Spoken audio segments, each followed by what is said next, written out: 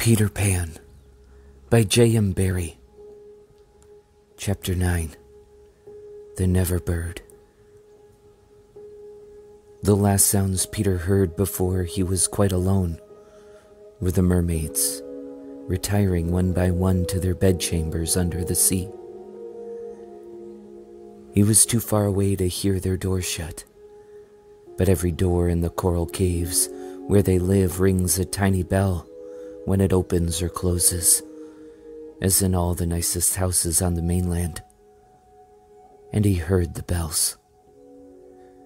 Steadily the waters rose, till they were nibbling at his feet, and to pass the time until they made their final gulp, he watched the only thing moving on the lagoon.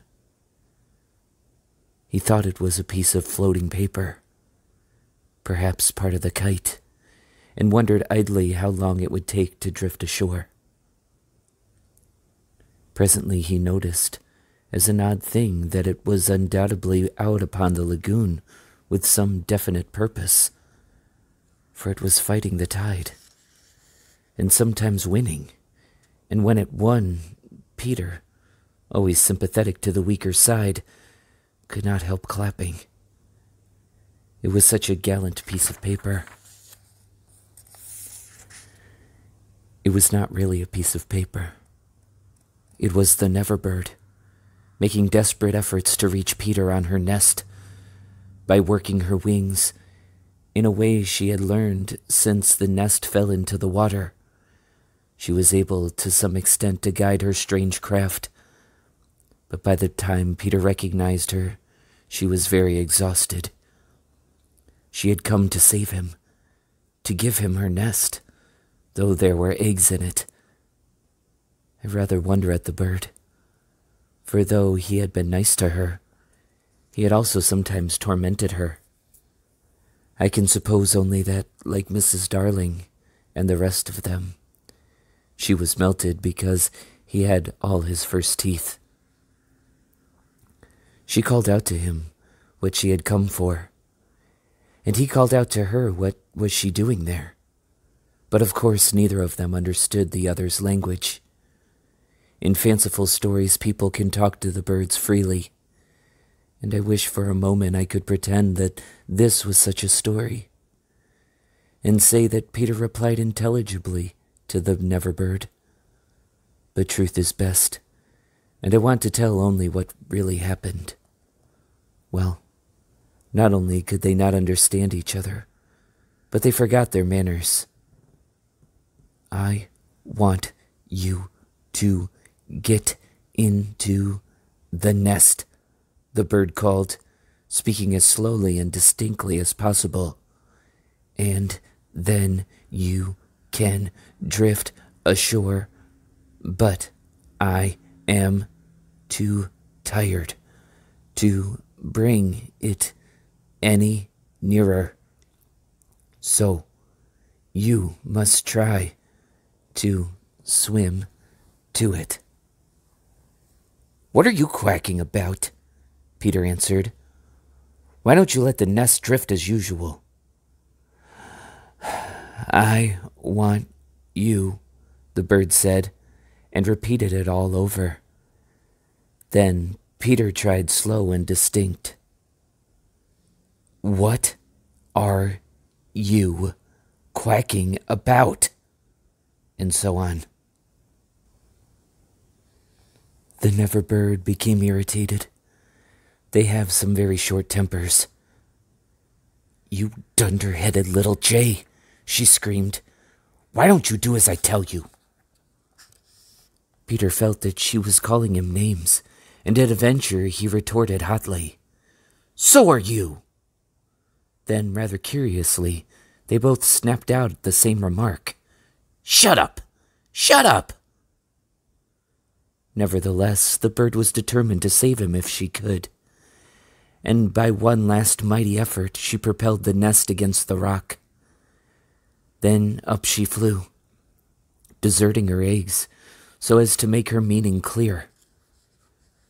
Then at last he understood, and clutched the nest, and waved his thanks to the bird as she fluttered overhead. It was not to receive his thanks, however, that she hung there in the sky. It was not even to watch him get into the nest. It was to see what he did with her eggs.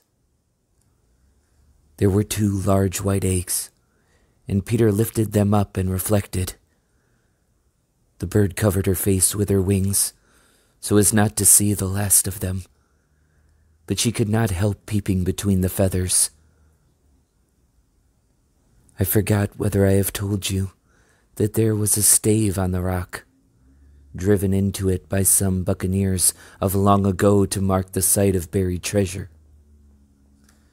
The children had discovered the glittering hoard, and when in mischievous mood used to fling showers of moidores, diamonds, pearls, and pieces of 8 to the gulls, who pounced upon them for food, and then flew away, raging at the scurvy trick that had been played upon them.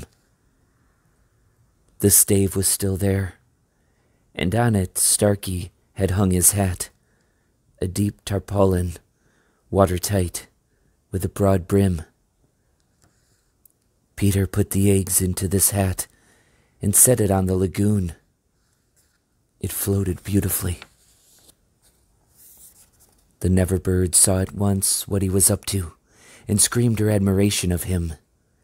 And alas, Peter crowed his agreement with her. Then he got into the nest, reared the stave in it as a mast, and hung up his shirt for a sail. At the same moment the bird fluttered down upon the hat and once more sat snugly on her eggs. She drifted in one direction, and he was borne off in another, both cheering. Of course, when Peter landed, he beached his bark in a place where the bird would easily find it. But that hat was such a great success that she abandoned the nest. It drifted about till it went to pieces, and often Starkey came to the shore of the lagoon, and with many bitter feelings watched the bird sitting on his hat. As we shall not see her again, it may be worth mentioning here that all Neverbirds now build in that shape of a nest, with a broad brim on which the youngsters take an airing. Great were the rejoicings when Peter reached the home under the ground, almost as soon as Wendy, who had been carried hither and thither by the kite. Every boy had adventures to tell, but perhaps the biggest adventure of all was that they were several hours late for bed. This so inflated them, they did various dodgy things to get staying up still longer, such as demanding bandages. But Wendy, though glorying in having them all home again safe and sound, was scandalized by the lateness of the hour, and cried, "To bed, to bed," in a voice that had to be obeyed. Next day, however, she was awfully tender, and gave out bandages to everyone, and they played till bedtime at limping about and carrying their arms in slings.